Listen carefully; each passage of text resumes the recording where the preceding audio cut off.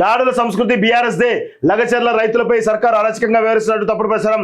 అధికారులపైకి అమాయక ప్రజలు ఉసుగొల్పిరు. జాతీయ ఎస్టీ కమిషన్ మెంబర్కు ఎంపీ బలరాం నాయక్ ఆ ఎస్టీ ఎమ్మెల్యేల వివరణ అంటూ కూడా చూస్తాం. కలెక్టర్ అని తెలియక దాడి చేసిరట. ఇది అంతా రెచ్చగొట్టిందే వీళ్ళు.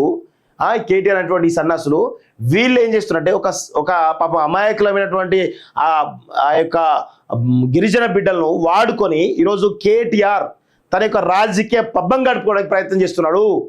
ఇది అందరూ కూడా గమనించాలి. ఈ లంబాడా బిడ్డలను వాళ్ళ యొక్క ఆ అమాయకత్వాన్ని క్యాచ్ చేసుకోవడానికి కేటీఆర్ పనిచేస్తున్నాడు. వాళ్ళని రెచ్చగొట్టిందే ఈ యొక్క దుర్మార్గుడు. వాళ్ళని రెచ్చగొట్టి ఆ అధికారులపై దాడి చేయించిందే ఈ దుర్మార్గుడు. ఈరోజు వాళ్ళను వాడుకొని రాజకీయంగా పబ్బం గడుపుకోవాలి.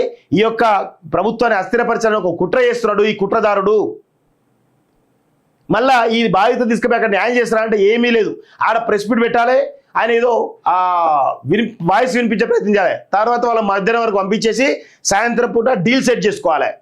ఎవరితోటి? భారతీయ జనతా పార్టీతోటి. ఇదే నడుస్తుంది తప్ప వేరే ఏది లేదు మిత్రులారా. లగచర్ల బాధితులు కూడా ఒక్కసారి అర్థం చేసుకోవాల్సిందిగా నేను కోరుతా ఉన్నాను.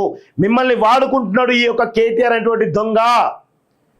మిమ్మల్ని ఢిల్లీకి తీసుకుపోయి తన యొక్క స్వప్రయోజనాలు నెరవేర్చుకోవడానికి ప్రయత్నం చేస్తున్నాడు. అంతే తప్ప వేరేది లేదు అనేటువంటి విషయాన్ని గుర్తుపెట్టుకోవాలి. ఒక మీడియాని డైవర్ట్ చేసే ప్రయత్నం చేస్తూ ఉన్నాడు. లగచర్ల బాధితులను మోసం చేసే ప్రయత్నం చేస్తూ ఉన్నాడు ఈ కేటీఆర్ అనేటువంటి దొంగ.